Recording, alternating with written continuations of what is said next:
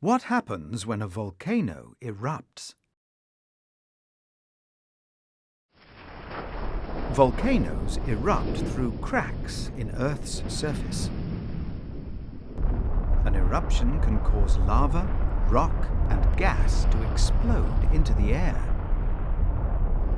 The red-hot lava sprays out in jets called lava fountains.